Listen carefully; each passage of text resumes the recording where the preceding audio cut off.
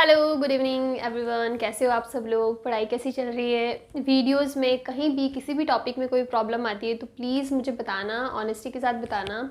हमने 6 chapter complete कर दिए क्लास 11 के पार्ट 1 की जो फिज़िक्स है उसका, और पार्ट 1 फिज़िक्स का लास्ट चैप्टर हम लोग स्टार्ट करने वाले हैं विच इज़ ग्रेविटेशन। बहुत बड़ा कोई चैप्टर नहीं है, मैक्स टू मैक्स 4 वीडियोज़ में कंप्लीट हो जाएगा, दैट इज़ मैक्सिमम। वैसे मैं ट्राई करूँगी मैं 3 वीडियोज़ में ही इस चैप्टर को कंप्लीट कर लूँ। लेकिन ऐसा नहीं कि मैं बोल रही हूँ कि 3 वीडियो में कंप्लीट कर लूँ तो इसका मतलब मैं कुछ ना कुछ कट करने वाली हूँ। टॉपिक नहीं, टॉपिक सारे होंगे। इन केस मुझसे कुछ टॉपिक छूट जाता है, हो सकता है, पॉसिबल है ऐसा भी, तो आप मुझे कमेंट्स में बता देना, तो मैं उस पर वीडियो बाद में बना लूँगी। अगर आप मुझे अभी कमेंट कर लोगे तो मैं बीच में ही डाल दूँगी, और अगर बाद में भी कभी कमेंट आता है तो मैं उसको नोट करके रखूँगी, तो मैं एक साथ में जो जो टॉपिक्स छूटे हैं उनके सारे वीडियोज़ भी बना दूँगी। तो आज हम लोग स्टार्ट करने वाले ग्रेविटेशन। अभी पिछले 2-3 जो यूनिट्स थे ना वो थोड़े से टफ थे, जैसे कि रोटेशनल मोशन पढ़ा हमने। उससे पहले जब हमने रोटेशनल मोशन से पहले वर्क एनर्जी पढ़ा तो वो थोड़ा इजी था, लेकिन जो थ्योरम वाले थे उसके न्यूमेरिकल्स थोड़े से टफ रहते हैं, तो वो पार्ट थोड़ा टफ वाला था। अब ग्रेविटेशन ऐसे नहीं बोलूँगी एकदम ईजी टॉपिक है, बट रिलेटिवली थोड़ा सा ईजी टॉपिक है। आपको मज़ा भी आएगा इसके क्वेश्चंस करने में, बिकॉज जब कोई क्वेश्चन आपसे इजीली हो जाता है ना तो आपको थोड़ा सा कॉन्फिडेंस बढ़ता है, तो ये कॉन्फिडेंस बढ़ाने वाला चैप्टर है। तो चलिए अभी हम लोग शुरू करते हैं हमारा लास्ट चैप्टर पार्ट 1 का, विच इज़ ग्रेविटेशन। ग्रेविटेशन सबसे पहले अगर मैं बात करूँ, देखो ये जो बेसिक जो मतलब ग्रेविटेशन के बारे में जो बेसिक स्टोरी है वो सबको पता होगी कि न्यूटन एक पेड़ के नीचे बैठे थे, एप्पल गिरा, फिर उनको पता पड़ा कि अरे इसके पीछे क्या कॉन्सेप्ट है। ये सारी थ्योरी आप लोग बचपन से या फिर मैं बोलूँगी 5th-6th क्लास से पढ़ते आए हो कि न्यूटन ने कैसे ग्रेविटी को फाइंड करा। तो सबसे पहली चीज़ आती है कि ग्रेविटेशन जो फोर्स है या फिर जो ग्रेविटी है, जो ग्रेविटेशन है, वो किसने इन्वेंट करा? तो न्यूटन ने करा। ठीक है, अब जब हम लोग ग्रेविटेशनल फील्ड की बात कर रहे हैं, ग्रेविटेशन की बात कर रहे हैं ना, तो हम लोग क्या बात कर रहे हैं कि फॉर एग्जांपल जो एग्जांपल सदियों से चला आ रहा है उसी एग्जांपल को मैं कंटिन्यू रखती हूँ कि न्यूटन है, उन्होंने एक एप्पल फेंकी, वो एप्पल फिर से नीचे की साइड है। इसका मतलब या तो मैं बोल दूँ न्यूटन, या फिर मैं बोलती हूँ अर्थ जो सरफेस है उसके बीच में और उस एप्पल के बीच में कुछ ऐसा फोर्स काम करा। ठीक है, कुछ ऐसा फोर्स काम करा जो उसको फिर से अपनी साइड खींच रहा है। आपने जब तक एनर्जी दी ना, उस फोर्स के अगेंस्ट एनर्जी दी, इसलिए वो ऊपर गया। ऐसा तो नहीं आपने एप्पल ज़मीन पे रख दिया और वो अपने आप ऊपर उड़ने लग गया, दैट इज़ नॉट पॉसिबल। आपने उसको फेंका, फेंकने का मतलब उसको कुछ काइनेटिक एनर्जी दी है, कुछ वेलोसिटी दी है। ठीक है, तो वो काइनेटिक एनर्जी जब तक उसकी बॉडी में रहेगी ना तब तक वो ऊपर की डायरेक्शन में जितना जा सकता है उतना जाएगा। एक स्टेज ऐसी आएगी जहाँ पे काइनेटिक एनर्जी 0 हो जाएगी और तब पोटेंशियल एनर्जी काम करने लग जाएगी। और वो पोटेंशियल एनर्जी किसकी वजह से काम करती है? आपने फॉर्मूला पढ़ा होगा mgh, ग्रेविटेशन की वजह से, जो ग्रेविटेशनल एक्सीलरेशन है उसकी वजह से। बेसिकली हम थोड़ा सा सिंपल लैंग्वेज में आपको बोले तो जब आपने किसी एप्पल को, किसी भी मास को, किसी भी पार्टिकल को ऊपर की डायरेक्शन में फेंका तो आपने उसको कुछ एनर्जी दी, इसकी वजह से वो ऊपर गया, वो अपने आप नहीं गया। जब वो एनर्जी खत्म हो जाएगी ना तब नेचर का जो एक्चुअल में फोर्स लगना चाहिए वो उस पर वो लगना स्टार्ट कर देगा। उसके लिए आपको कोई एफर्ट नहीं लगाना पड़ेगा, उसको आपको नीचे लाने के लिए फिर से कुछ एनर्जी नहीं देनी पड़ेगी, वो अपने आप लग रही है। वो किसकी वजह से लग रही है? बिकॉज अर्थ और उस मास के बीच में कुछ ऐसा फोर्स है जो फोर्स हमेशा हमेशा नीचे के डायरेक्शन में काम करता है, उसको नीचे के डायरेक्शन में लाता है, ऊपर की डायरेक्शन में नहीं लाता है। नीचे कोई मास है m1, ऊपर कोई मास है m2, आपने एनर्जी दी, ठीक है, इस m2 मास को, ये ऊपर गया। जब तक एनर्जी थी, और इसको हमको एनर्जी क्यों देनी पड़ी? ऑफ कोर्स बिकॉज यहाँ पे कुछ फोर्स एक्ट कर रहा है, उस फोर्स के अगेंस्ट आपने एनर्जी दी ताकि उस फोर्स को क्रॉस करके वो ऊपर की डायरेक्शन में जा सके। जब वो वेलोसिटी ख़त्म हो गई, जब वो वेलोसिटी जितना ऊपर जा रहा था उतना चला गया, उसके बाद में एक नेचुरल फोर्स काम करता है इन दोनों के बीच में, वो है हमारा ग्रेविटेशनल फोर्स। Gravitational force. तो बेसिकली अभी तक हमें जो चीज़ समझ में आई वो ये चीज़ समझ पाई कि कुछ ऐसा फोर्स दो मासेस के बीच में काम करता है जो उसको अर्थ की तरफ नीचे की साइड में पुश करता है। ठीक है, उस फोर्स को हम लोग क्या कहेंगे? उसको बोलेंगे हम ग्रेविटेशनल फोर्स। बिकॉज ये जो फोर्स लग रहा है ना वो ग्रेविटी के कारण लग रहा है। आगे ग्रेविटी, एक्सीलरेशन, अपन सारी चीज़ें आगे पढ़ने वाले हैं। अभी तक के लिए जो चीज़ हमें समझ में आई वही चीज़ समझ में आई कि दो मासेस है, उनके बीच में एक फोर्स लग रहा है विच इज़ ग्रेविटेशनल फोर्स। ये फोर्स क्या करता है? ये फोर्स करता है जब कोई पार्टिकल ऊपर की डायरेक्शन में, यानी अर्थ के ऑपोजिट डायरेक्शन में, ऊपर की डायरेक्शन में ट्रैवल करता है तो उसको फिर से नीचे लाने का काम करता है, बिकॉज इसकी डायरेक्शन कैसी होती है? डाउनवर्ड्स डायरेक्शन होती है। कौन सी डायरेक्शन होती है? डाउनवर्ड। मैं सिर्फ अर्थ की बात कर रही हूँ अभी, डाउनवर्ड्स डायरेक्शन। तो अभी तक जो चीज़ हमें समझ में आई वो समझ में आई ग्रेविटेशनल फोर्स क्या होता है। चलो ठीक है, अब हमें ये टर्म तो पता पड़ गई, ग्रेविटेशनल फोर्स, इसको हम लोग बोल देते हैं एफ, कैपिटल एफ।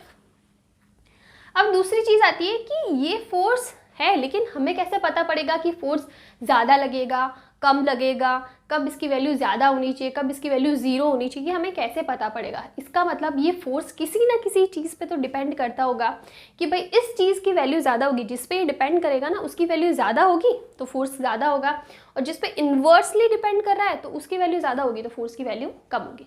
तो किसी पे इसकी डिपेंडेंसी है, तो किस पे डिपेंडेंसी है? Force is this gravitational force is proportional to what? जिन मासेस के बीच में ये लग रहा है ना, पॉइंट मासेस। हम इसको पॉइंट मासेस क्यों कहते हैं? ये मास का पॉइंट मासेस बोले, इसका मतलब ये नहीं कि ये इतना ही मास है, नहीं, इसको पॉइंट मास इसलिए बोलते हैं बिकॉज दो मासेस के बीच की डिस्टेंस जब बहुत ज़्यादा हो ना तो हम लोग उसको बोलते हैं कि जैसे कि फॉर एग्जांपल मैं यहाँ से दूर के मतलब कुछ 3-4 किलोमीटर दूर स्ट्रेट रोड है, 3-4 किलोमीटर दूर कोई बाइक खड़ी है तो आपको वो बाइक एकदम टाइनी नहीं दिखेगी, लेकिन एक्चुअल में क्या वो बाइक इतनी सी है? नहीं है ना। लेकिन जब डिस्टेंस बहुत ज़्यादा होती है ना तो हमको चीज़ें थोड़ी सी छोटी दिखती है। तो उसी कॉन्सेप्ट से हम ये बोलते हैं कि जब मासेस के बीच की डिस्टेंस बहुत ज़्यादा है ना तो हम उसको पॉइंट मासेस बोल सकते हैं। ठीक है, तो ये जो फोर्स है वो डिपेंड करता है इन मासेस के मल्टीप्लीकेशन पे, और इनके बीच की जो डिस्टेंस होगी ना आर, उसके स्क्वायर के इन्वर्सली प्रोपोर्शनल होता है। इसको और अच्छे से क्लियर लिख देती हूँ। तो हमारे पास एक रिलेशन आया। अब इस रिलेशन का कोई डेरिवेशन नहीं है। आप बोलोगे कि अरे डेराइव करो, कहाँ से एम के ऊपर आया? नहीं, ये एक डिपेंडेंसी है, ये एक थ्योरी है, ये इसका नेचर है कि ये किस पे डिपेंड कर रहा है। तो ये डिपेंड किस पे कर रहा है? This gravitational force is proportional to the multiplication of the masses and inversely proportional to the square of the distance between these masses। ये इसका नेचर है। ठीक है, इसके नेचर को हमने एक फॉर्मूले की फॉर्म में लिखा है। इसका नेचर है कि ये एक जिस दोनों मास पे डिपेंड करता है, इनके बीच की जो डिस्टेंस है आर उसके स्क्वायर पे स्क्वायर के इन्वर्सली प्रोपोर्शनल होता है। ये हमारी थ्योरी है, तो हमने उसको एक फॉर्मूले का फॉर्म दिया है। चलो ठीक है, ये फॉर्मूला हमारे पास आ गया। अब आपको पता है कि जब भी हम कोई प्रोपोर्शनल वाला साइन ओपन करते हैं ना तो उसकी जगह एक कांस्टेंट की वैल्यू आपको रखनी पड़ती है, या बेसिक मैथमेटिक्स आपने पढ़ा होगा। तो उसी टाइप से जब हम इस प्रोपोर्शनल को इक्वल की फॉर्म में रख देंगे ना तो एक कांस्टेंट आता है, हमने उस कांस्टेंट को बोल दिया जी। फिर बाकी जो चीज़ें वो सेम हो जाएगी, m1 m2 upon R square. तो this is the final formula and this formula is very very important here. G is what? G जो है ना वो है ग्रेविटेशनल कांस्टेंट। तो ये चीज़ आपको समझ में आई। फोर्स है, जो ग्रेविटेशनल फोर्स है वो दोनों मासेस के मल्टीप्लिकेशन और उनके बीच की जो डिस्टेंस है ना उसके स्क्वायर के इन्वर्सली प्रोपोर्शनल है। जब हम लोग प्रोपोर्शनल वाला साइन खोलेंगे तो एक कांस्टेंट आएगा, उसी कांस्टेंट को हम क्या बोलते हैं? ग्रेविटेशनल कांस्टेंट, और इसकी वैल्यू फिक्स्ड रहती है। ठीक है, तो सबसे पहले बात करूँ वैल्यू की, तो जी की वैल्यू होती है 6.66, बहुत लंबी सी होती है लेकिन हम उसको राउंड ऑफ करके 6.67 लिख देते हैं, multiply by 10 to the power -11। और अगर मैं बात करूँ इसकी यूनिट की तो ये हो जाएगा newton into metre square upon kilogram square. ये वैल्यू आ गई हमारे पास किसकी? ग्रेविटेशनल कांस्टेंट की। अब आप देखो कि ये जो फोर्स है ना 10 टू द पावर -11 के प्रोपोर्शनल है। इसका मतलब बहुत ही कम वैल्यू है। जो ग्रेविटेशनल फोर्स है ना वो कोई बहुत बड़ा फोर्स नहीं है, बहुत स्ट्रॉन्ग फोर्स नहीं है, इसकी वैल्यू बहुत कम है। 10 टू द पावर -11, +11 नहीं है, -11 है। इसका मतलब इसकी वैल्यू बहुत कम है।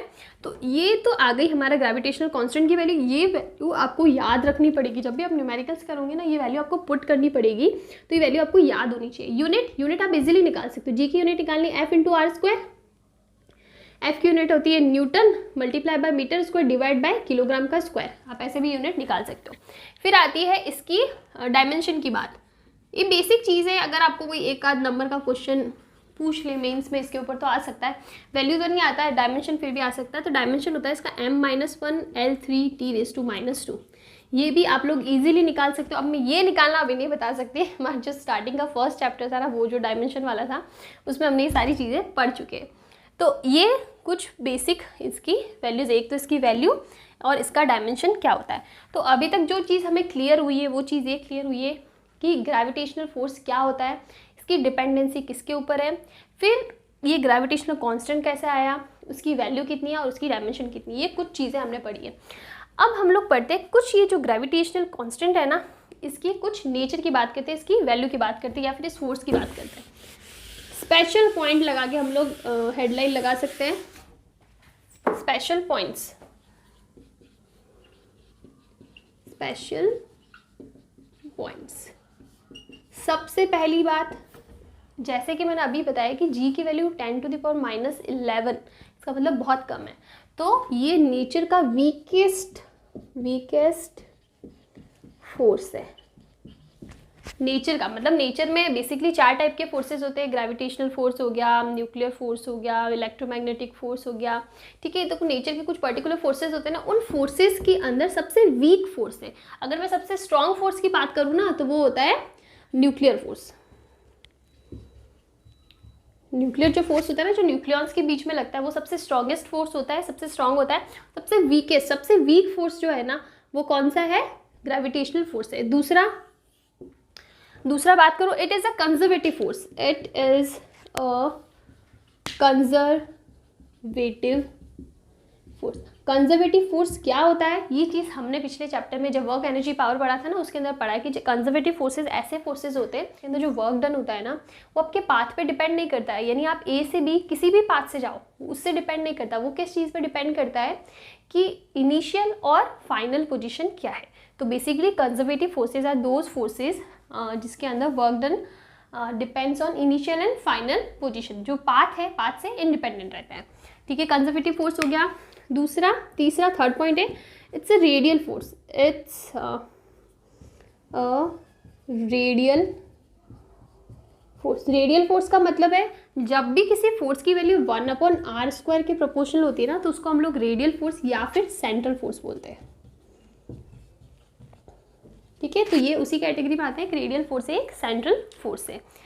फोर्थ पॉइंट की अगर मैं बात करूं, तो जो ग्रेविटेशनल फोर्स होता है ना, उसका नेचर देखो। अभी तक हमने सिर्फ इसी फोर्स के बारे में पढ़ा है, हमने जो इलेक्ट्रोमैग्नेटिक फोर्सेज या फिर जो इलेक्ट्रिक मैग्नेटिक फोर्सेज है उनके बारे में नहीं पढ़ा है।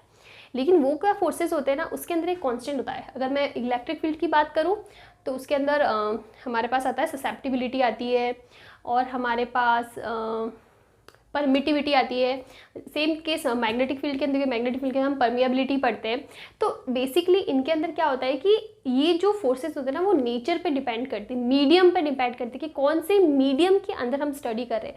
हम लोग अगर वैक्यूम में बात कर रहे हैं तो वहाँ पे जो म्यू, अगर मैं सिर्फ पर्टिकुलर इलेक्ट्रिक फील्ड की बात करती हूँ, अगर कुछ लोगों ने आपने पढ़ रखा होगा, तो उसके अंदर एक कॉन्स्टेंट होता है F = K(Q1Q2)/r², और जो K होता है ना, इसकी वैल्यू होती है 1/4πε0। ये जो एप्सिलॉन होता है, ये होती है परमिटिविटी। ये डिपेंड करती है कि कौन सा मीडियम हम लोग यूज़ कर रहे हैं, ठीक है। तो ये मीडियम पे डिपेंड करती है। लेकिन अगर मैं बात करूँ ग्रेविटेशनल फोर्स की, तो it does not depends on medium. चाहे कोई सा भी मीडियम हो, चाहे आप एयर बात करो, वाटर बात करो, कोई सा भी मीडियम हो, ये मीडियम पे डिपेंड ही नहीं करता। इसकी वैल्यू फिक्स्ड होती है, कांस्टेंट वैल्यू है जी की, विच इज़ 6.67 × 10⁻11। इसमें कोई भी चेंज नहीं आता, चाहे कोई सा भी मीडियम हो। और हम लोग अगर बात करें, तो it follows principle of superposition. Principle of superposition आपने पढ़ रखा होगा। इसके अंदर क्या होता है, ये ऊपर वाली चीज़ें मैं हटा देती हूँ। अगर मैं बात करूँ प्रिंसिपल ऑफ सुपरपोजिशन, तो प्रिंसिपल ऑफ सुपरपोजिशन का मतलब होता है कि अगर मैं किसी एक मास पे नेट फोर्स निकालूँ ना, F नेट, तो ये जो F नेट होगा ना, वो इस मास के ऊपर जितने भी दूसरे मासेस की वजह से जो फोर्स लग रहा है ना, उसका क्या होगा, वेक्टर सम होगा। F net is vector sum of forces due to other masses. अगर मैं एक एग्जांपल लूँ कि मेरे पास कोई भी एक ट्रायंगल ले लेते हैं, ठीक है, एक इधर मास है, एक मास इधर है, एक मास इधर है। अब मुझे किसी एक मास के ऊपर हमको फोर्स निकाला, अगर मैं मान लूँ कि मैंने ये ले लिया, मुझे इसके ऊपर फोर्स निकालना है, तो इसके ऊपर इसकी वजह से भी फोर्स लगेगा और इसकी वजह से भी फोर्स लगेगा। तो अगर मैं एफ नेट की बात करूँ ना, तो ये फॉर एग्जाम्पल ये m1 ले लो या m2 ले लो, तो इसके ऊपर क्या होगा, एफ m1 प्लस m2, ये वेक्टर सम हुआ ना, because force is a vector quantity, तो वेक्टर सम हुआ। तो इसका मतलब किसी एक मास के ऊपर हमें अगर नेट रिजल्टेंट फोर्स निकालना है, तो दूसरे जितने भी मासेस है ना, जिसकी वजह से उसके ऊपर फोर्स लग रहा है, वो भी काउंट होने वाला है और सबका क्या होने वाला है, वेक्टर सम। तो ये होता है हमारा प्रिंसिपल ऑफ सुपरपोजिशन। तो ये भी ये वाला लॉ फॉलो करता है। तो ये कुछ पर्टिकुलर स्पेशल पॉइंट्स थे। इसके अलावा कुछ बेसिक चीज़ें कि जी की वैल्यू कांस्टेंट रहती है, जिसकी वैल्यू इतनी है, इसका डायमेंशन इतना, ये सारे पॉइंट्स मैं आपको ऑलरेडी पढ़ा चुकी हूँ। तो अभी हम लोग बात करते हैं एक और इम्पॉर्टेंट इसकी कैरेक्टरिस्टिक है, वो है कि फॉर एग्जाम्पल हमारे पास दो मास है, एक ये हो गया m1, ये हम लोग ले लेते हैं m2। दोनों के लिए जो रेडियल डिस्टेंस होगी वो भी अलग होगी। लेट्स से इसके लिए r1 है, इसके लिए r2 है। अब अगर मुझे इस सिस्टम में फोर्स निकालना है, तो फोर्स किसके बीच में लगेगा, m1 और m2 के बीच में फोर्स लगेगा। तो यहाँ पे दो फोर्सेस लगेंगे, एक फोर्स होगा जो m1 m2 के ऊपर लगाएगा और एक फोर्स होगा जो m2 m1 पे लगाएगा। ये हो जाएगा F12, ये हो जाएगा F21। ये चीज़ आपको समझ में आ रही है ना। m1 पे कौन फोर्स लगाने वाला है, m2। उसी टाइप से m2 पे कौन फोर्स लगाने वाला है, m1।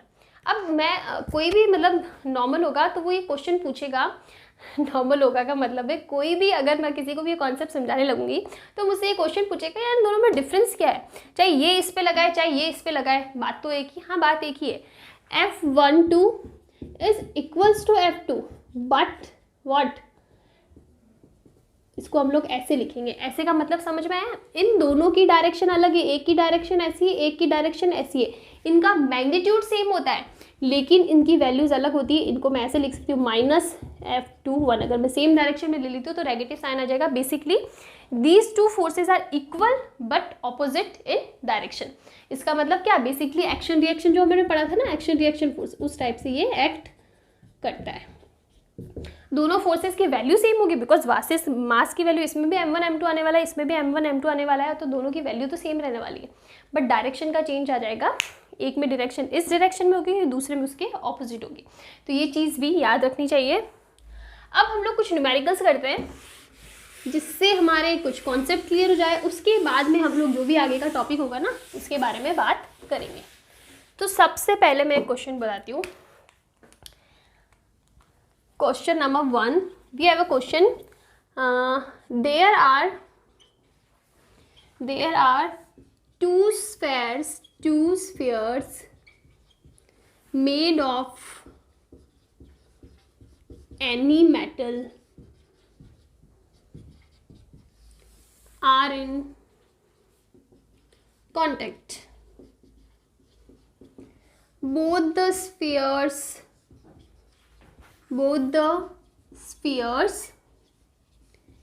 are of radius capital R. Then find the correct relation. अब इसमें आपको कुछ ऑप्शन मिल जाएंगे। फॉर एग्जाम्पल एक ऑप्शन रहेगा F is proportional to R square, F is proportional to R to the power -2, F is proportional to R to the power -1, या फिर F is proportional to R to the power 4। Option number A, B, C, D। ये question आपके पास आ गया। हम लोग और अच्छे से समझाने के लिए डायग्राम भी दे देते। हमको क्वेश्चन में क्या पूछा है, two spheres are in contact, तो हमने कॉन्टेक्ट में कर दिया और दोनों की रेडियस सेम है R और इसकी भी R, और दोनों सेम मेटल के बने हुए। अगर हम लोग बात करते हैं ना सेम मेटल के बने हुए, तो इसका मतलब उनकी जो मेटल डेंसिटी होती है, जो मास डेंसिटी है, वो क्या है, सेम है। फॉर एग्जांपल अगर इसकी रो है ना तो इसकी भी क्या हो जाएगी, रो जाएगी। ये हमारे पास डायग्राम है, ये क्वेश्चन है, ये ऑप्शन है। 2 मिनट का टाइम लेके, 2 मिनट तो लगने वाला भी नहीं है, 1 मिनट का टाइम लेके आप इस क्वेश्चन को सॉल्व करने का ट्राई करो और मुझे कमेंट से बताना कि आपका आंसर कौन सा आ रहा है। देखो, वीडियो देखना कोई बहुत बड़ी बात नहीं है, लंबे 2-3 घंटे की वीडियो पे भी बना दूंगी ना, आप इजीली देख सकते हो। वैसे आप पूरे नहीं देखते हो, जितना मेरा यूट्यूब का डेटा शो करता है कि आप लोग वीडियोज़ को पूरा नहीं देखते हो। और जब आप किसी वीडियो को पूरा नहीं देखेंगे ना, देखा आप लोग क्या करते हैं जनरली, अगर मेरा भी बोलूँ या फिर किसी भी नॉर्मल ह्यूमन बीइंग का जो माइंडसेट रहता है वो क्या रहता है, आप वीडियो स्टार्ट करते हो। अब मैं टीचिंग की वीडियोस बनाती हूँ, इसी जगह कोई मैं रील्स बनाती एंटरटेनिंग बनाती तो लोग पूरा देखते हैं, लेकिन मैं टीचिंग के बनाती हूँ, स्टार्टिंग के 2 से 3 मिनट का वीडियो देखे आप जज करने लग जाते हो कि यार नहीं समझ में आ रहा है, नहीं अच्छा नहीं पढ़ा रही। ऐसा नहीं होता, हो सकता है मैं अच्छा नहीं पढ़ा रही हूँ, मैं मेरा बेस्ट देने का ट्राई करती हूँ, लेकिन मैं ये नहीं बोलती हूँ मैं दी बेस्ट हूँ कि मैं सबसे अच्छा पढ़ा रही हूँ, नहीं, मैं अपना बेस्ट देती हूँ, किसी और से मेरा कोई कंपैरिजन नहीं है। लेकिन जब भी टीचिंग वीडियोस की बात करो ना, आपको 1-2 टॉपिक ट्राई करना चाहिए पूरा वीडियो देके, तब आपको पता पड़ेगा कि हाँ मुझे एक्चुअल में जो भी पढ़ा रहा है, जो भी इंसान पढ़ा रहा है, उसकी टीचिंग समझ में आ रही है नहीं आ रही। आप वीडियो को थोड़ा सा देखते हो फिर नहीं देखते हो ना, तो आपका टॉपिक क्लियर होता है, आपका टाइम वेस्ट अलग से होता है। तो आपको अगर सीरियसली पढ़ना है, आपको सीरियस इस टॉपिक में प्रॉब्लम है, तो पूरा वीडियो देखो। और कैसा भी यूट्यूब का टीचर होगा ना, अगर आप पूरा वीडियो देखोगे तो आपको कुछ तो समझ में आ ही जाएगा। तो चलो ये तो ऐसी ज्ञान की बात होगी। आप इस क्वेश्चन को सॉल्व करो, मुझे बताओ कि क्या रिजल्ट आता है। देखने में बहुत ईजी है, 5 सेकंड का टाइम लो, फिर मैं ये सॉल्व कराती हूँ।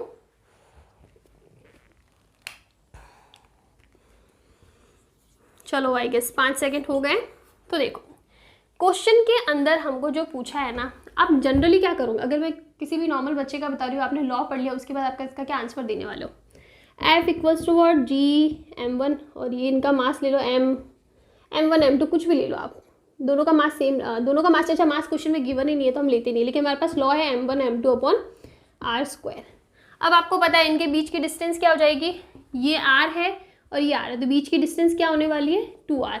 अगर कोई थोड़ा बहुत भी कैलकुलेट करके निकालेगा, वरना सिंपल कैपिटल R भी लिख सकता है, तो 2R का स्क्वायर, यानी आप कर दोगे option number A is correct. But this is not correct. Why this is not correct? Because question में हमको मास गिवन ही नहीं है, हमें बोला है कि सेम मेटल के बने हैं। जब भी सेम मेटल सेम मटेरियल की बात करो ना, तो इसका मतलब हम लोग मास डेंसिटी की बात करो, मैंने हिंट भी दिया है सेम मास डेंसिटी, तो इसका मतलब हमारा जो फॉर्मूला होगा ना वो क्या होने वाला है, G(m1 m2 upon R²। F equals to, अब हमें मास नहीं गिवन, हमें क्या गिवन है, mass density which is mass upon volume, यही होता है। दोनों की रेडियस सेम है, अगर दोनों की रेडियस सेम है तो इनका वॉल्यूम सेम नहीं होगा, बिकॉज हम लोग जब स्फीयर की बात करते हैं ना तो वॉल्यूम क्या होता है 4/3 पाई R³। अब दोनों की रेडियस सेम है तो इसका मतलब वॉल्यूम भी सेम होने वाला है। तो मास हम लोग निकालें तो रो इंटू क्या आ जाएगा 4/3 पाई R³, यही आने वाला है रिलेशन। और सेम M1 के लिए भी होगा और M2 के लिए भी सेम होगा, because rho mass density same है, दोनों सेम मेटल से बने तो मास डेंसिटी सेम होने वाली है, पाई R³ आ जाएगा। वैल्यूज पुट कर दो आप, ये हो जाएगा 4/3 पाई R³ 4/3 पाई R³ और रो स्क्वायर, 2 बार रो आ रहा है ना, रो स्क्वायर हो जाएगा और R² की जगह 2R का स्क्वायर आ जाएगा। चलो ठीक है, आगे सॉल्व करो आप।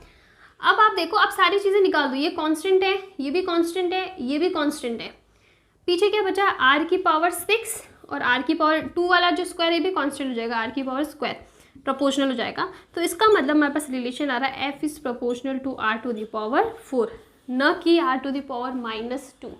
ठीक है, तो ये चीज़ समझनी ज़रूरी है। यहाँ पे हमारा आंसर हो जाता है ऑप्शन नंबर डी। तो इस तरीके से आपको ये क्वेश्चन करना है। आपको क्वेश्चन को ना बहुत अच्छे से पढ़ना, देखो क्वेश्चन को अच्छे से समझ लिया ना तो आपका 50% लिटरली 50% आपका जो न्यूमेरिकल है ना वो सॉल्व हो गया। इसलिए क्वेश्चन को ध्यान से पढ़ना, क्या चीज़ पूछ रखी है, क्या चीज़ गिवन है, ये सारी अगर आपको अच्छे से समझ में आ रही है ना तो फिर तो आपको कैलकुलेशन करनी है।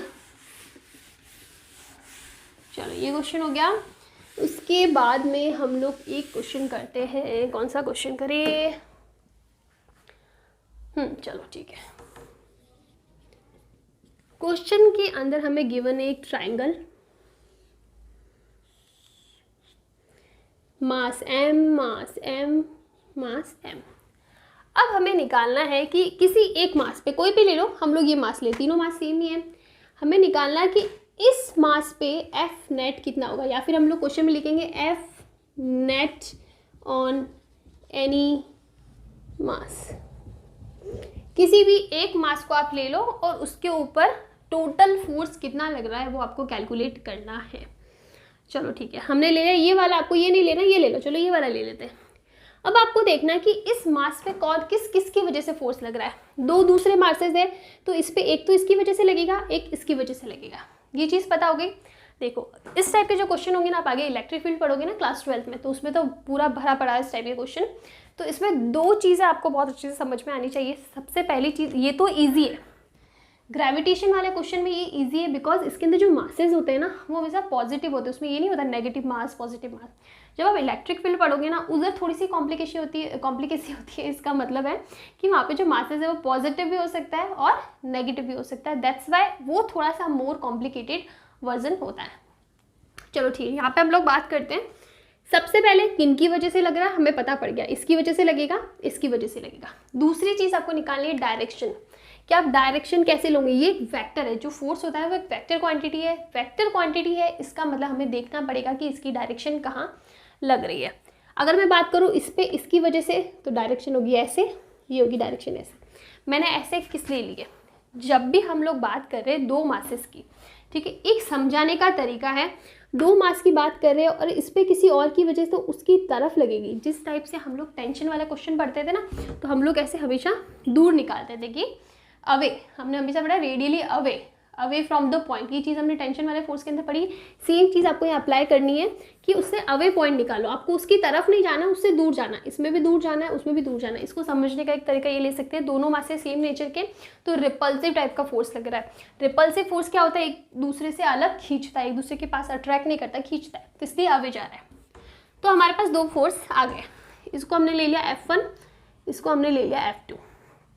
अब चलो ठीक है, अब हमारे पास F1 और F2 आ गई, तो क्या हम लोग ऐसे लिख देंगे, और ये साइड ले लो, आप साइड ले लो A, तो क्या हम लोग ऐसे लिखेंगे F1 प्लस F2, ऐसे लिखेंगे? नहीं, ऐसे नहीं लिखेंगे। द रीज़न इज, अगर ये दोनों सेम डायरेक्शन में होते हैं ना तो मैं डायरेक्टली सम कर लेती, या फिर चलो ऑपोजिट डायरेक्शन में भी होते ना, या तो ऐसे होते या फिर ऐसे होते, तो भी मैं लिख देती प्लस लगा, इस केस में प्लस लगा देती, एक केस में माइनस लगा देती। लेकिन ये किसी एंगल पे है दोनों फोर्स, ये सेम लाइन पे नहीं है, इनका जो लाइन ऑफ पोजीशन है वो सेम नहीं है, ये अलग अलग लाइंस पे, ये किसी एंगल पे। तो इसका मतलब यहाँ पे हमारा फॉर्मूला लगेगा F net equals to F1 square plus F2 square plus 2F1 F2 cos theta. ये चीज़ आप पढ़ चुके हो जब हमने रिजल्टेंट की बात करी थी ना। हमने रिजल्टेंट किस में पढ़ा था, प्रोजेक्टाइल मोशन के अंदर पढ़ा था। जब हमने रिजल्टेंट की बात करी थी तब हमने फॉर्मूला पढ़ा था, वहाँ पे F की जगह R था, इतना ही रिलेशन था। जब कोई भी दो लाइंस है, दो फोर्सेस हैं, दो वेक्टर क्वांटिटी है, सॉरी वेक्टर में हमने पढ़ा था, जब कोई दो क्वांटिटीज़ किसी एंगल पे हो ना तो हम लोग ये फॉर्मूला अप्लाई कर सकते हैं।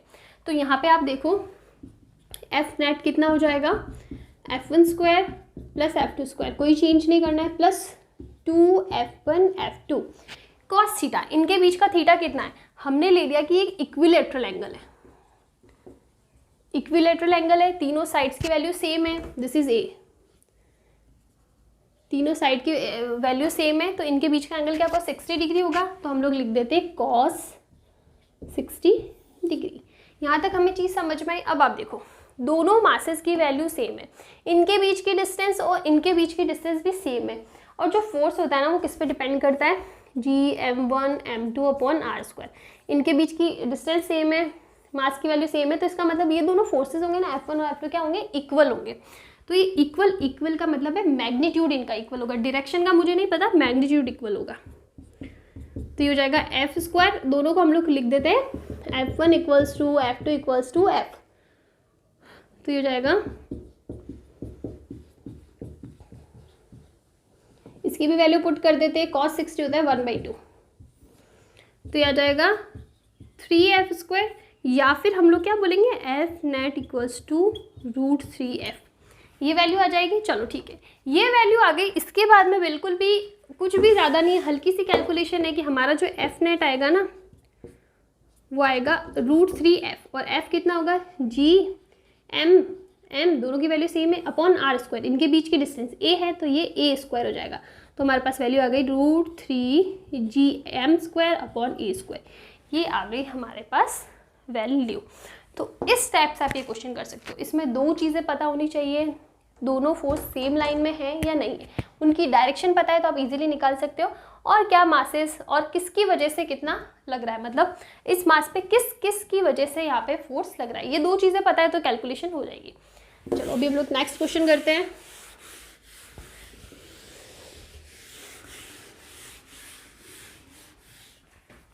अब एक क्वेश्चन हमारे पास है इसी टाइप से, ट्राइंगल का क्वेश्चन लेते हैं कि हमारे पास ट्राइंगल है, सेम इक्विलैटरल ट्राइंगल है, तीनों जगह मासेस लग रखे हैं एम एम एम, साइड की वैल्यू भी सेम है, लेकिन यहाँ पे हमने क्या चेंज कर लिया, हमने चेंज कर लिया कि इसके सेंटर पे, ये सेंटर है, सेंटर पे कोई मास एम नॉट पड़ा है, और अब हमें इस मास पर इन तीनों मास की वजह से क्या निकालना है, फोर्स निकालना है। देखो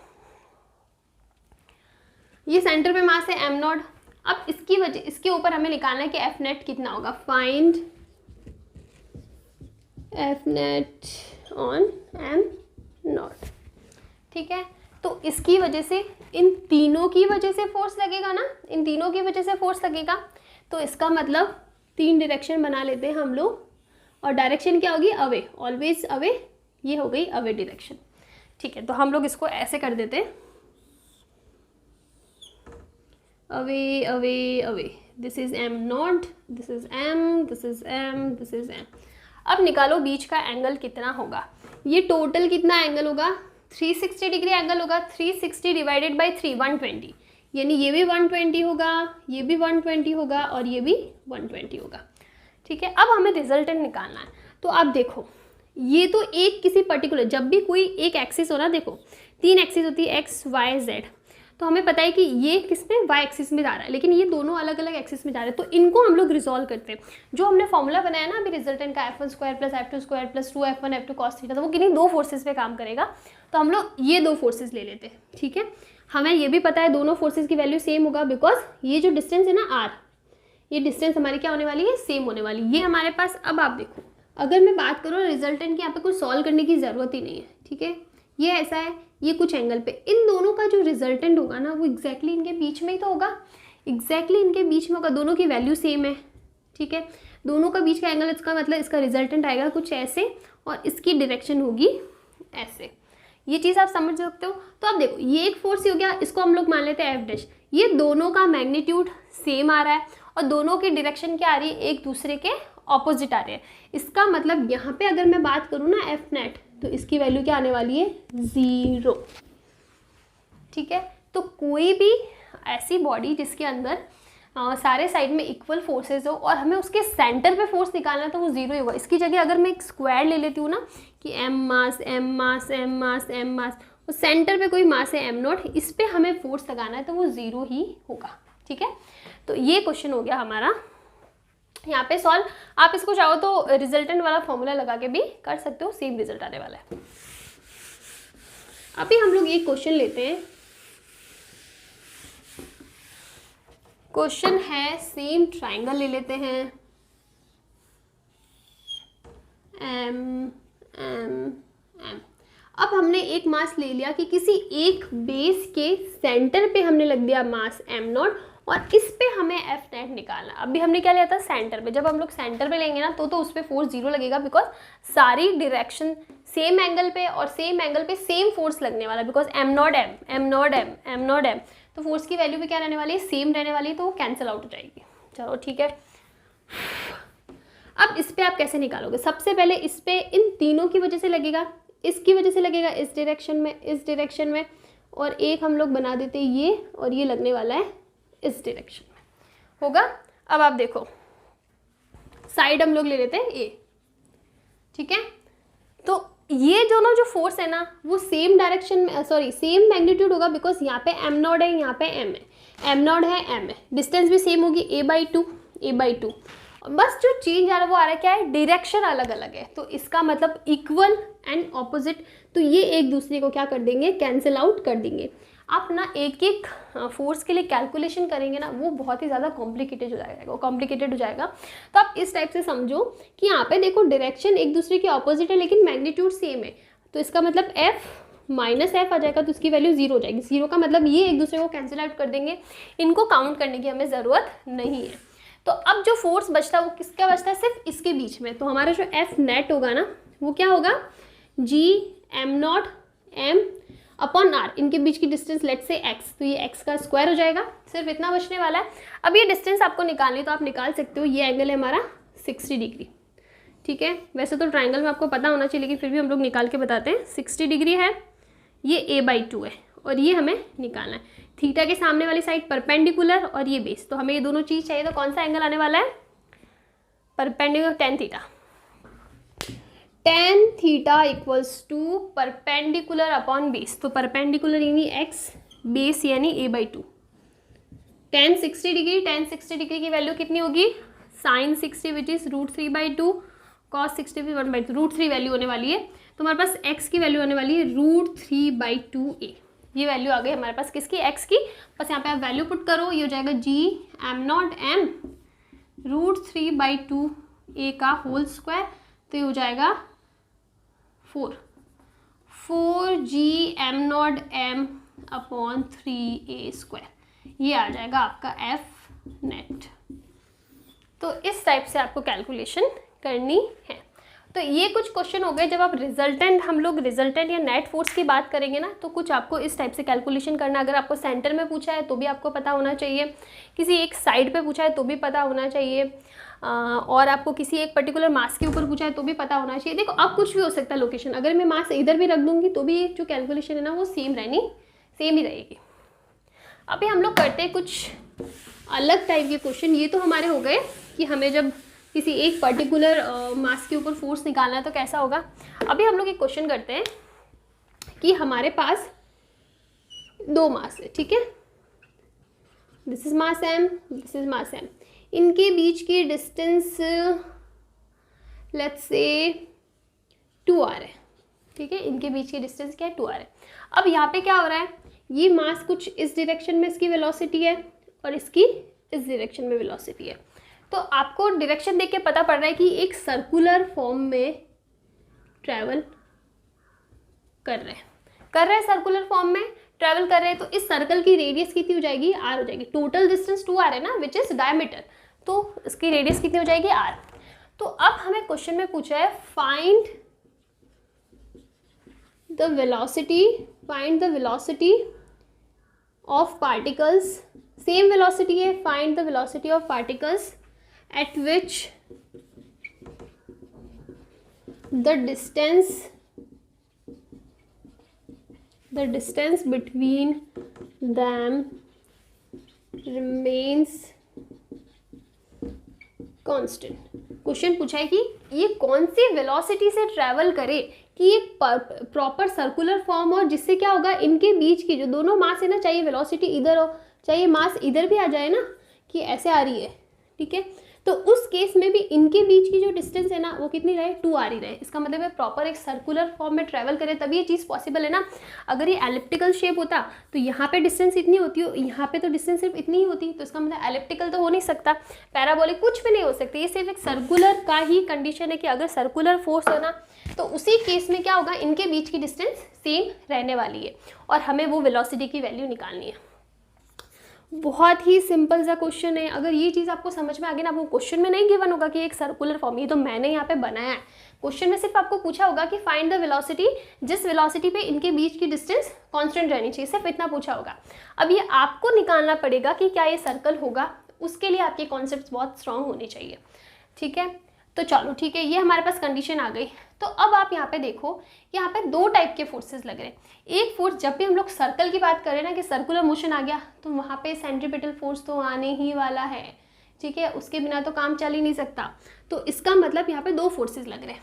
एक फोर्स कौन सा लग रहा है, इन दोनों के बीच में ग्रेविटेशनल फोर्स Fg लगेगा, चाहे आप इधर ले लो, चाहे आप इसकी वजह से इसके इधर ले लो, कैसे भी ले लो। और एक फोर्स जो सेंटर की तरफ लगता है ना, वो कौन सा होता है, वो होता है centripetal force, central force Fc। अब यहाँ पे ले लो तो सेम केस होगा, यहाँ पे Fg हो जाएगा और इधर सेंटर की तरफ लगता है ना सेंट्रीपिटल फोर्स, तो ये इसका मतलब ऑपोजिट डायरेक्शन में तो हम लोग क्या लिख सकते हैं, Fg इक्वल्स टू Fc। मैं बैलेंस कर सकती हूँ ना कि एक लग रहा है Fg और इस डायरेक्शन में लग रहा है Fc, दोनों एक दूसरे के इक्वल होंगे, उसी केस में तो वो बैलेंस कर पाएंगे ना, ठीक है। अब वैल्यूज पुट करो। अगर मैं Fg की बात करूँ तो कितना होगा, g दोनों मासेस की सेम है तो m² हो जाएगा, अपॉन इनके बीच की डिस्टेंस 2r, तो 2r का स्क्वायर। एफ सी कितना होता है, M V square upon R. R मतलब ये जो सर्कल बना रहा है ना इसकी रेडियस, तो इसकी रेडियस कितनी है, आर। हो जाएगा, चलो ठीक है, कैलकुलेट कर लो क्या बच रहा है, G M upon 4r equals to M, sorry M cancel हो जाएगा, एक एम से एक एम कैंसिल हो जाएगा, वी स्क्वायर अपॉन 1, ये भी मैंने कैंसिल कर दिया। तो हमारे पास वी स्क्वायर की वैल्यू आ रही है, V square equals to 4r upon G M, और वी की वैल्यू हो जाएगी 2r अपॉन जी एम। ये आ गया बस वेलोसिटी की वैल्यू। तो इस टाइप से आपको ये कैलकुलेट करना है। इसी टाइप से हम लोग एक और क्वेश्चन करते हैं, सेम क्वेश्चन है, बस जो डिस्ट्रीब्यूशन है ना मासेस का वो अलग है। अब हमने ले लिया कि 3 मासेस हैं ट्राइंगल फॉर्म में, जैसे ट्राइंगल के तीनों कॉर्नर्स पे होता है ना, सेम वैसे एम और एम। अब ये तीनों ट्रैवल कर रहे हैं, तीनों के पास कुछ वेलोसिटी है, यहाँ पे वेलोसिटी रहेगी, ये ऐसे वेलोसिटी रहेगी, टेंजेंट रहता है ना, ये वेलोसिटी ऐसे रहेगी, वेलोसिटी वी वी, ठीक है। तो ये कुछ ऐसी वेलोसिटी से ट्रैवल कर रहे हैं जिससे इनके बीच की जो डिस्टेंस है ना, ये सेंटर से, सेंटर के रिस्पेक्ट में निकाले। देखो अगर ट्राइंगल वाला केस होगा ना तो आपको दे रखा होगा कि सेंटर के रिस्पेक्ट में इनके बीच की डिस्टेंस सेम रहे, with the distance between the distance with respect to centre between them remains constant. इसका मतलब इस सेंटर के रिस्पेक्ट में इनके बीच की डिस्टेंस कांस्टेंट है। इसका मतलब ये जो डिस्टेंस है ना, इसकी बात करें, ये डिस्टेंस कांस्टेंट रहनी चाहिए, इसको हम लोग ले लेते हैं आर, ठीक है। चलो अब बताओ कैसे कैलकुलेट करना है, यहाँ पे क्या होने वाला है। तो देखो यहाँ पे सबसे पहली चीज़ जो हमें करनी पड़ेगी ना, वो करनी पड़ेगी कि फॉर एग्जांपल अगर हम लोग बात करें ना एफ की, इसकी बात करें, चलो मैं ये पॉइंट ले लेती हूँ और ये पॉइंट ले लेती हूँ, कोई ना कोई एक पॉइंट तो आपको कंसीडर करना पड़ेगा। ये दोनों ले लिए, सेंटर के रिस्पेक्ट में निकालना, इसलिए हमको सेंटर का लेना ज़रूरी है एम। तो पहले हमें इस पर अगर हम लोग बात करें ना फोर्स की, तो एक होगा एफ जी और ये होगा F C, sorry F C centre की तरफ होता है, तो ये होगा, क्या कर रही हूँ, ये होगा एफ सी और यहाँ पे होगा एफ जी, सेंटर की तरफ होता है ना, इसलिए मैंने डायरेक्शन एफ सी लिए। तो ये हमारे पास है डायग्राम। तो अब आप देखो, या फिर आप डायरेक्शन बताओ मत, क्योंकि डायरेक्शन में तो ये हो सकता है कि अगर डायरेक्शन सेम भी होती है ना तो हम उसका मैग्नीट्यूड लेके भी इक्वल करते हैं, ठीक है। तो हमारे पास 2 फोर्सेज है, F G and F C. यहाँ पे एफ सी की वैल्यू तो 6 है, एफ सी कितना होने वाला है, M V square upon R. Distance कौन सी होगी, ये आर डिस्टेंस होगी जो इनके बीच की जो सर्कल है ना, जिस सर्कल की जो रेडियस आ रही है, तो सर्कल की रेडियस यही आने वाली है, स्मॉल आर। लेकिन यहाँ पे जो एफ जी होगा ना, वो सिंपली जी एम एम नहीं लिख सकते हो, बिकॉज यहाँ पे हमको जिस भी हम लोग मास की बात करें, हम यहाँ पे इस मास की बात कर रहे हैं ना, तो इस मास पे बाकी मासेस की वजह से जो टोटल फोर्स निकलेगा ना, वो हमें निकालना पड़ेगा, जो हमने अभी कैलकुलेट किया थोड़ी देर पहले। कितना होता है, √3f या फिर √3g M square upon A square, इनके बीच की डिस्टेंस ले लो, ये ए स्क्वायर, ये हमारे पास आई थी वैल्यू, हमने कैलकुलेट करा था। तो अब आपको सिंपल से इन दोनों को इक्वेट करना है कि हम लोग लिख सकते हैं M V square upon R equals to √3gm square upon A square. ये चीज़ कर सकते हैं। एक चीज़ थोड़ी सी कॉम्प्लिकेटेड है, हमें यहाँ पे आर की वैल्यू निकालनी, तो आर की वैल्यू कैसे निकलेगी, ये ले लो, ठीक है। ये वैल्यू आर है, ये एंगल कितना हो जाएगा, 30 डिग्री हो जाएगा, इक्विलेटरल है, टोटल 60 डिग्री, तो ये 30 डिग्री हो जाएगा। हम लोग ले रहे हैं ये वाली वैल्यू, ठीक है। और ये जो है ना हाफ पॉइंट पे आएगा, तो ये हो जाएगा a/2। अब आपको क्या निकालना है, this is perpendicular, this is base hypotenuse, ये हो जाएगा।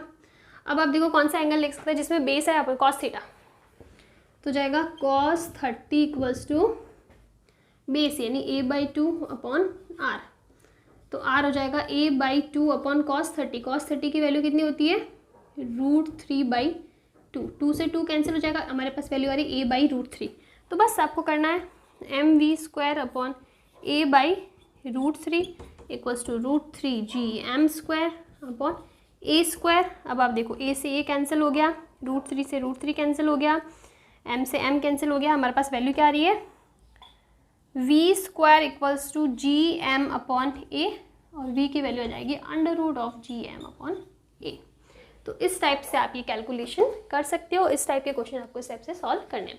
अभी हमने 2 मासेस का डिस्ट्रीब्यूशन ले लिया, 3 मासेस का ले लिया, तो हम लोग 4 मासेस का भी लेके कैलकुलेट कर लेते हैं। तो क्या होने वाला है, अब हम लोग ले लेते हैं केस स्क्वायर ले लेते हैं, तो पूरा ही ले लो यार।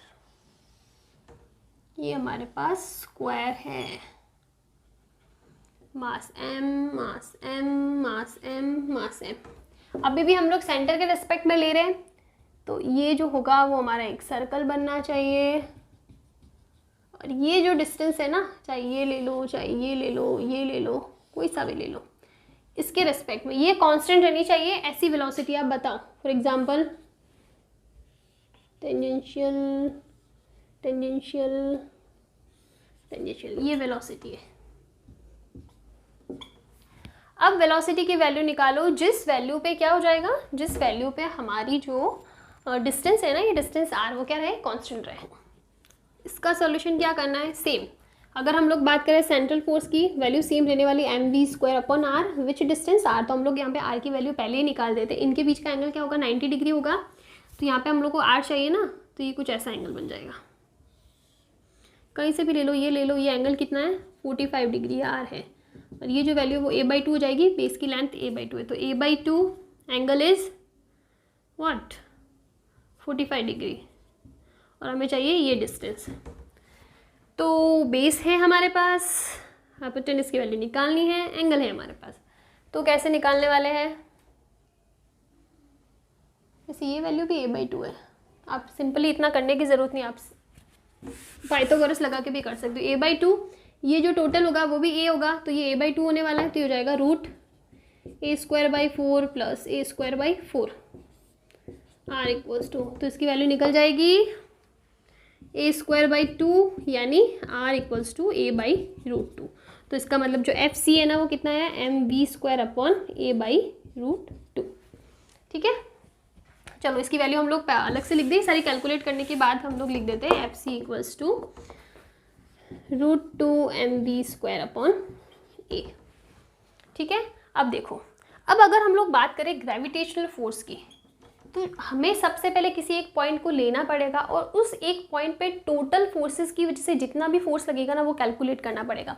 तो हम लोग अलग से लेते हैं एक स्क्वायर, ये मास m, ये मास m, ये मास m, ये मास m, कोई भी एक पॉइंट ले लो। ठीक है, हमें ले ये पॉइंट, तो इसकी वजह से फोर्स इस डायरेक्शन में, इस डायरेक्शन में, और इन दोनों की वजह से इस डायरेक्शन में लगेगा। तो हम लोग क्या कर सकते हैं, फॉर एग्जांपल इसको हम लेते हैं F1, इसको हम लोग लेते हैं F2, तो इन दोनों का जो रिजल्टेंट होगा ना, वो भी इसी डायरेक्शन में लगेगा ना। हमने अभी अभी पढ़ा था, ये वाला पढ़ा था ना, जब हमने 120 डिग्री वाला पढ़ा था, कि इनका रिजल्टेंट एग्जैक्टली इनके बीच में होता है, अगर मासेस की वैल्यू और बीच की डिस्टेंस सेम रहती है। उसी टाइप से यहाँ पे मासेस की वैल्यू और इनके बीच की जो डिस्टेंस है ना, ये और ये भी सेम है, तो इनका रिजल्टेंट एग्जैक्टली इनके बीच में लाई करेगा, तो इसका मतलब इनका रिजल्टेंट ये होगा। उसकी वैल्यू कितनी होगी, निकाल दो, f² + f² + 2f² cos 90 degree, इनके बीच का एंगल क्या है, 90 डिग्री है ना, 90, cos 90 की वैल्यू 0 होती है, तो इसका मतलब f नेट आने वाला है √2f, ये वैल्यू आने वाली है हमारे पास रिजल्टेंट की। ठीक है, तो हमारे पास क्या चीज़ है, इनका रिजल्टेंट आ रहा है √2f, और एक फोर्स ऑलरेडी लगेगा m और m के बीच में, उसकी डायरेक्शन भी यही होगी। उस फोर्स की वैल्यू क्या होगी, इसको हम लोग ले लेते हैं f', तो f' की वैल्यू कितनी होगी, GMM अपॉन बीच की डिस्टेंस, यानी पूरी की पूरी डिस्टेंस, ये कितनी हो जाएगी, a और a, तो ये हो जाएगा √2a हो जाएगा ना, हाँ, √2a का होल स्क्वायर, ये वैल्यू होगी f' की। तो हमारा जो टोटल नेट फोर्स होगा ना, वो कितना होगा, GM² upon 2a² plus √2f, which is GM² upon a²। ये वैल्यू हमारे पास आ जाएगी। आप कॉमन ले लो, क्या आ रहा है, GM² अपॉन a² कॉमन ले लो, बचने वाला है 1/2 प्लस √2। अब इन दोनों को इक्वेट कर दो, तो हमारे पास क्या आ जाएगा, GM² upon a² 1/2 plus √2 equals to what, √2 mv² upon a हो जाएगा। अब आपको क्या करना है, कैलकुलेशन करनी है, कैलकुलेशन करके आपको v की वैल्यू निकालनी, which is not very difficult task. Okay, मैं भी थक गई आज तो। देखो, तो अभी तक हमने क्या पढ़ा, हमने जो ग्रेविटेशनल फोर्स है उसकी डेफिनेशन पढ़ ली, कैसे आया, किसके ऊपर डिपेंडेंसी, उसका नेचर क्या है, मीडियम पे डिपेंड करता है नहीं करता है, वैल्यू क्या है, डायमेंशन क्या है, सारी बेसिक जो इंट्रोडक्शन होता है ना वो सारी चीज़ें पढ़ी। उसके बाद में जो हमने सेकंड चीज़ पढ़ी वो हमने पढ़ी कि अगर हमें ये जो ग्रेविटेशनल फोर्स है ये हमने किसी एक पॉइंट पे, जो प्रिंसिपल ऑफ सुपरपोजिशन हमने पढ़ा ना, फॉलो करता है, तो कैसे फॉलो करता है उसके कुछ एग्जांपल्स देखे हमने। उसके एग्जांपल देके हमने एक ट्रायंगल ले लिया, ट्रायंगल के सेंटर पे निकाल दिया, ट्रायंगल के किसी एक वर्टेक्स पे निकाल दिया, और ट्रायंगल के किसी एक बेस के मिडल, मतलब एग्जैक्टली बीच में बिटवीन भी हमने मास रख के ले गया कि उस पर मास कितना निकला। 3 केसेस लेके हमने निकाल दिया, प्रिंसिपल ऑफ सुपरपोजिशन को प्रूव करने का ट्राई करा कि किस टाइप से वो उस लॉ को फॉलो करता है, उस प्रिंसिपल को फॉलो करता है। उसके हमने 3 एग्जाम्पल लिए, ट्राइंगल के ही लिए तीनों एग्जाम्पल। फिर हमने पढ़ा है कि अगर 2 पार्टिकल हो, 3 पार्टिकल हो, 4 पार्टिकल हो, वो सर्कुलर फॉर्म में ट्रैवल करते हैं, यानी उनके बीच की डिस्टेंस सेम रहे, तो क्या वेलोसिटी होनी चाहिए, उसके भी हमने 3 केसेस ले लिए। हमने 2 मासेस वाला ले लिया, हमने एक ट्रायंगल वाला ले लिया, और यहाँ पे हमने स्क्वायर वाला भी ले लिया। ये मोर देन इनफ है इस टाइप के क्वेश्चन को समझने के लिए। अभी हम लोग बात करते हैं आगे के टॉपिक्स की।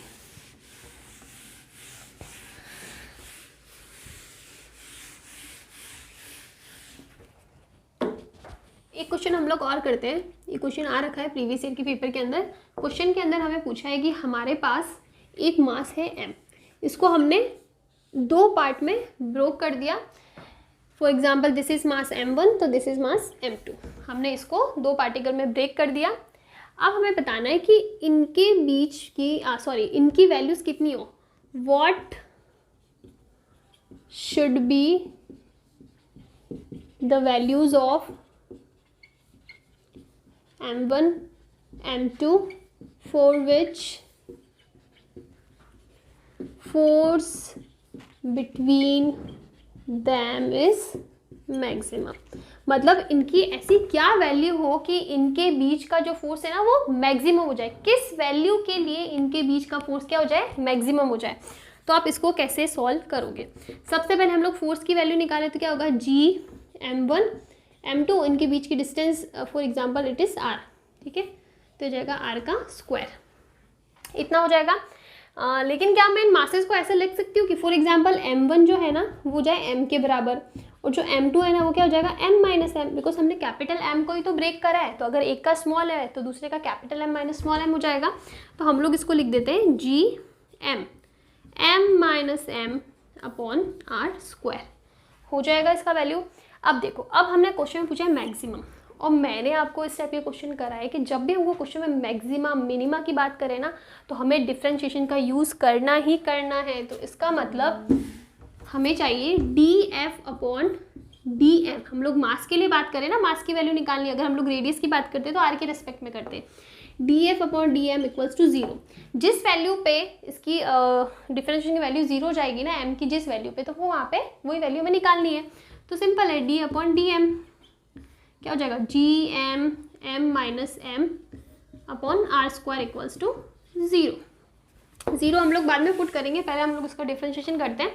तो देखो हमें m के रेस्पेक्ट में करना है, तो g अपॉन आर स्क्वायर तो क्या हो जाएगा, कांस्टेंट हो जाएगा। g अपॉन आर स्क्वायर बाहर निकालो, फिर करो इसका डिफरेंशिएशन। तो देखो कैपिटल स्मॉल m के रेस्पेक्ट में कर रहे हैं तो इसका हो जाएगा m माइनस 2m, होगा ना। आप ओपन करो, ये हो जाएगा m minus M square. m के रिस्पेक्ट में कर रहे हैं तो पीछे क्या बचा, कैपिटल M माइनस 2m, ये हो जाएगा इसका डिफरेंशिएशन। इसको करना है 0 के इक्वल में, तो basically we have m minus 2m equals to 0, यानी m इक्वल्स टू 2m। इसका मतलब स्मॉल m की वैल्यू क्या आ रही है, capital M by 2।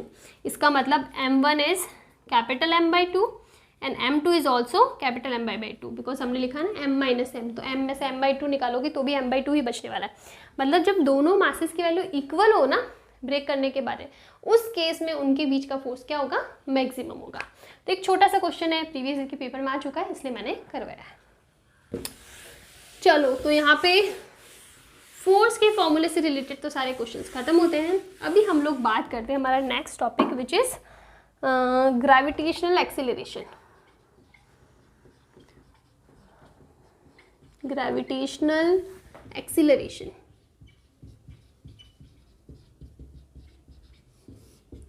Gravitational acceleration. क्या होता है ग्रेविटेशनल एक्सीलरेशन? हमने बहुत बार, देखो ये जो टर्म है ना इसको बोलते हैं स्मॉल जी। ये तो हम लोग अभी टॉपिक में पढ़ रहे हैं, लेकिन इससे पहले जब भी हमने चाहे हमने वर्क एनर्जी पावर करा, चाहे हमने पोटेंशियल एनर्जी पढ़ा, चाहे हमने प्रोजेक्टाइल मोशन पढ़ा, हमने ये जो फ्री फॉल पढ़ा, उन सब में हम लोग ये ऑलरेडी यूज़ कर चुके हैं। इसका मतलब है उसके ऊपर न्यूमेरिकल्स हम लोग पहले से कर चुके हैं, सिर्फ थ्योरी अभी पढ़ रहे हैं।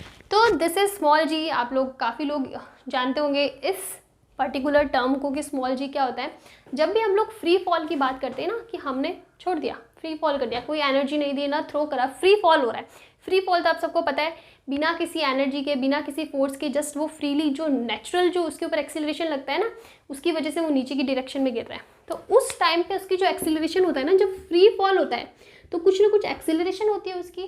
तो ये जो एक्सीलरेशन होती है ना, वो ग्रेविटेशनल एक्सीलरेशन होती है, ग्रेविटेशनल फोर्स के कारण होती है। ग्रेविटेशनल फोर्स ही उसे नीचे की डायरेक्शन में खींचता है। बेसिकली द फोर्स जो हमारा लगता है ना ma, वो लगता है mg। एक्सीलरेशन क्या होती है? g। और यही g जो हमारी क्या होता है, वो होता है ग्रेविटेशनल एक्सीलरेशन। तो ये तो हो गई नॉर्मल फॉर्मूले की बात। अब आप बात करो इसकी वैल्यू क्या होती है। Gravitational acceleration is force per unit mass. कौन सा मास? जिस ऑब्जेक्ट को हम लोग फेंक रहे हैं, जो ऑब्जेक्ट नीचे की डायरेक्शन में आ रहा है ना, ये हम लोग अर्थ की बात करें, ठीक है ना, अर्थ के सरफेस पे, अर्थ सरफेस, ठीक है, उसके लिए होता है। तो अगर मैं इसके फॉर्मूले की बात करूँ तो G equals to F. F हमारे पास पता है कितना होता है, GM।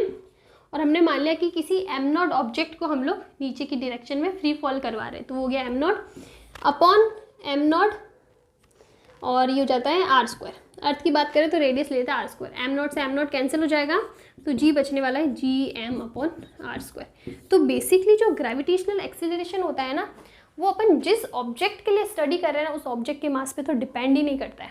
चाहे आप एक बड़ा सा पत्थर फेंक लो, चाहे आप एक छोटी सी बॉल फेंक लो, दोनों ही केस में जो ग्रेविटेशनल एक्सीलरेशन होगा ना, वो सेम ही होगा। और वो कितना होगा आप निकाल सकते हो। देखो मुझे पता है इसकी वैल्यू होगी 9.8 मीटर पर सेकेंड स्क्वायर। ये भी फिक्स नहीं होती है, राउंड ऑफ करके होती है। और कैसे निकालनी है ग्रेविटेशनल वैल्यू आपको पता है, this is mass of earth which is 6.4 I think something 10 to the power 24 kg, इतना कुछ होता है। और रेडियस है तो वो होती है 6400 किलोमीटर।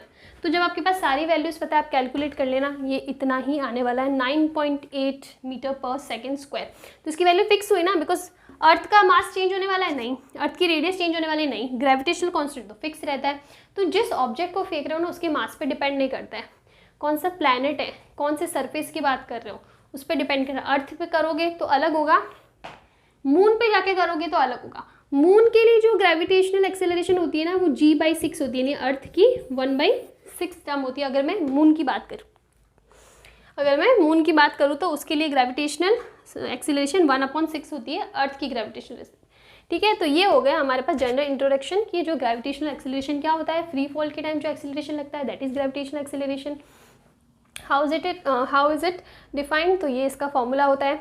पुट कर लो, वैल्यू आएगी, कैलकुलेट करो, G इक्वल्स टू 9.8 मीटर पर सेकेंड स्क्वायर आएगा। दिस इज एक्सेलरेशन, इसलिए मीटर पर सेकेंड स्क्वायर आएगा।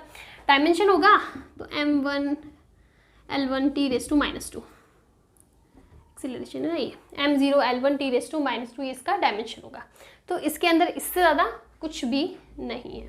अब जो चीज़ आती है ना, जो एक्चुअल में हमें इसके ऊपर जिस टाइप के न्यूमेरिकल्स देखने को मिलेंगे, वो न्यूमेरिकल्स होते हैं इसकी डिपेंडेंसी के। इसकी डिपेंडेंसी का मतलब है, जब हम लोग बात करेंगे, फर्स्ट केस हम लोग लेते हैं व्हेन मास इज कांस्टेंट। इसका मतलब अर्थ का मास कांस्टेंट है, तो small g is Gm/r²। g is constant and m is also constant, तो इसका मतलब g is proportional to what, 1/r²। ठीक है, ये चीज़ तो हमने पढ़ी है। सेकेंड आएगा when mass is not constant, mass constant नहीं है, and density is constant, density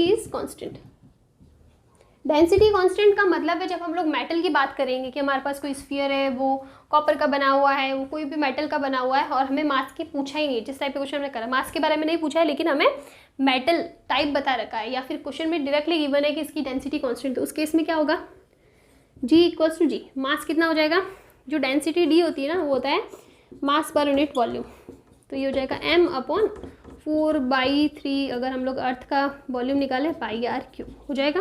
value put करो तो m की जगह हो जाएगा d into 4/3 pi R cube R square. अब देखो g constant, d constant, 4/3 pi constant, तो g is proportional to r।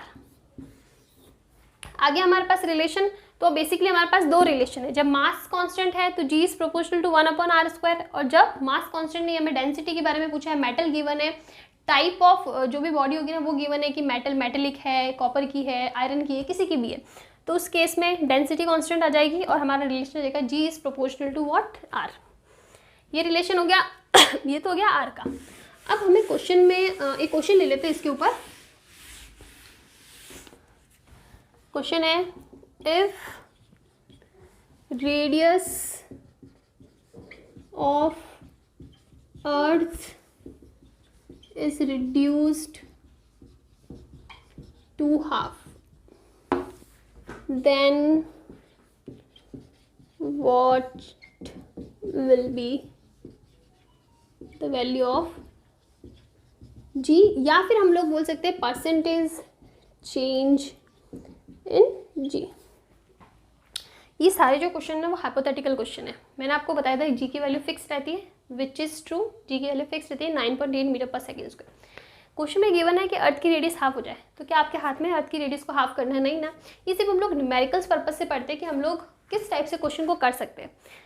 ऐसा पॉसिबल नहीं होता है कि हमने हाफ कर दिया ग्रेविटी चेंज होगी, ऑब्वियसली बात है, मैंने आपको बताया ये डिपेंड करता है G M upon R square, इनमें से कोई भी वैल्यू चेंज होगी तो ग्रेविटेशनल कॉन्स्टेंट की वैल्यू चेंज होगी ना। बस ये है कि इन जनरल ऐसा नहीं होता है, जो हमारी नॉर्मल लाइफ है, जो हमारा नेचर है, जो हमारी गैलेक्सी, जो हमारा प्लेनेट है, उसका नेचर है कि ऐसे कि रेडियस हाफ नहीं हो जाती। ये सिर्फ हाइपोथेटिकल क्वेश्चन है, क्वेश्चन के अंदर हमको न्यूमेरिकल पर्सपेक्टिव से सॉल्व करते हैं।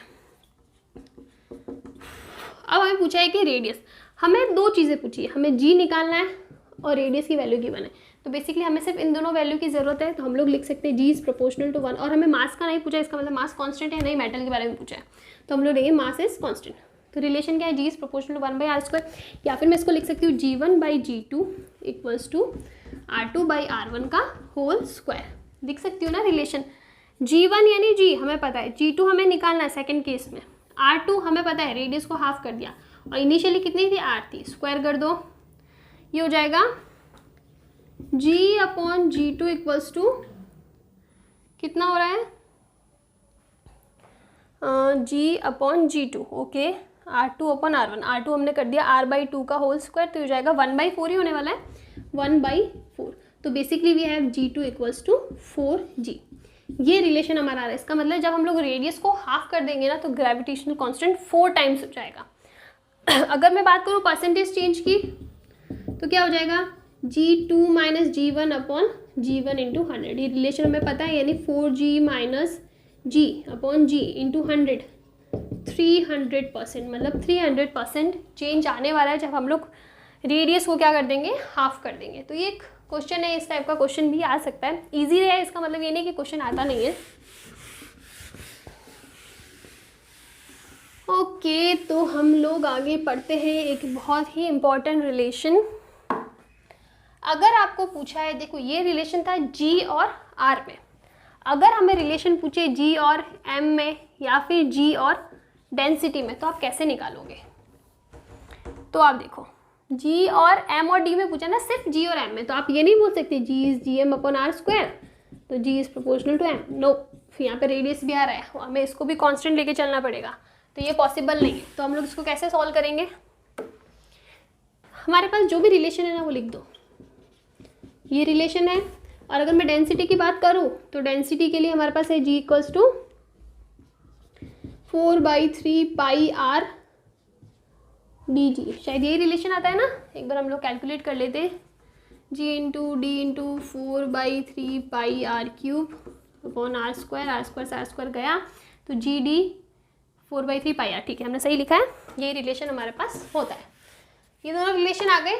अब मैं इस रिलेशन से, हमें आर नहीं चाहिए क्वेश्चन में, देखो या तो हमें एम चाहिए या डी चाहिए, लेकिन हमें आर नहीं चाहिए, तो हम लोग इस इक्वेशन से आर की वैल्यू निकाल देते हैं, तो क्या आ जाएगा, are equals to 3g upon 4 3g/4πdg। ये आ गई हमारे पास किसकी, आर की वैल्यू। और इस आर की वैल्यू हमारा जो मेन फॉर्मूला है उसके अंदर पुट कर देते हैं, जिससे आर हमारा सब्सटीट्यूट हो जाए। तो क्या हो जाएगा, g = 9g², हमें क्या r² ही लिखना है ना, तो r² क्या 9g², और ये हो जाएगा 16π² d²g²। हो जाएगा, यस हो जाएगा। अब आप देखो 16π² कांस्टेंट है, या फिर हम लोग और इजी कर लेते हैं, g³ m d², और इसको हम लोग लिख सकते हैं ना, ये g² यहाँ पे चला जाएगा तो ये क्या बचेगा, g³ और हो जाएगा 16π²। अब देखो हमें जो रिलेशन चाहिए ना, वो हमें रिलेशन चाहिए g m d, इसके अलावा जो भी चीज़ उसको कांस्टेंट मान लो।